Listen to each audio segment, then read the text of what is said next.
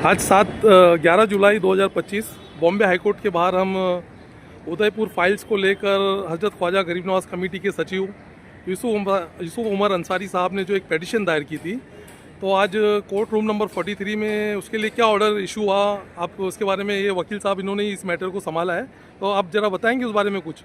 आज court room number 43 में जो मैटर हुआ जस्टिस रेवती मोहिते ढेरे और जस्टिस नीला गोखले के सामने, तो उसमें हमने रिप्रेजेंट किया। बात ये थी कि पेटिशनर इन पर्सन थे यूसुफ अंसारी साहब, बट उनको कल मानपुर पुलिस ने नज़रबंद करने की वजह से हमें अपीयर होना पड़ा।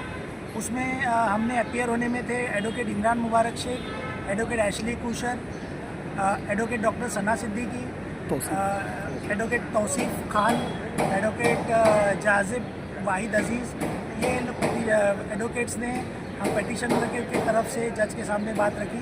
जज साहिबा नीला गोखले मैडम ने कहा कि सुप्रीम कोर्ट का स्टे आ चुका है, बट बाद में हमने कहा कि सुप्रीम कोर्ट में अब तक केस चल ही रहा है, स्टे आया नहीं है।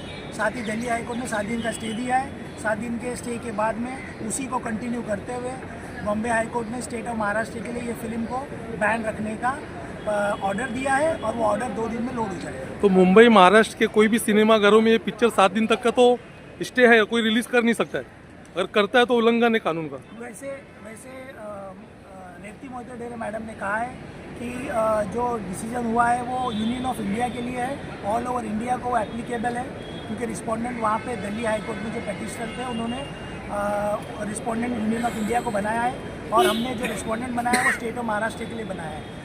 तो इस बात को मद्देनज़र रखते हुए ये फिल्म बैन हुई है और 7 डेज़ के बाद में जैसा ये बैन का जो डिसीजन स्टेट सेंट्रल गवर्नमेंट और CBFC सर्टिफिकेशन अथॉरिटी लेगी, उसके बाद हम लोग फर्दर प्रोसेस करेंगे। तो अभी पेटिशन में आपने जो उनको ट्रीट आई थी यूसुफ अंसारी साहब को लॉरेंस बिश्नोई की तरफ से, तो उस पर भी कुछ बात होगी?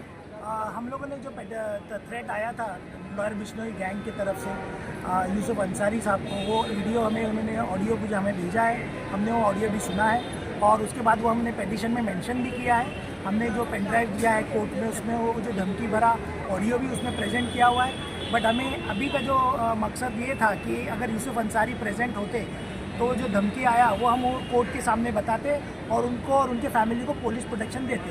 बट अभी वो प्रेजेंट नहीं है इन पर्सन, तो हमें वो मैटर को नज़रअंदाज करते हुए हमें बहुत बड़ा इशू था जो हमें ये फिल्म बैन करना था और अल्लाह का शुक्र है हम कामयाब हुए।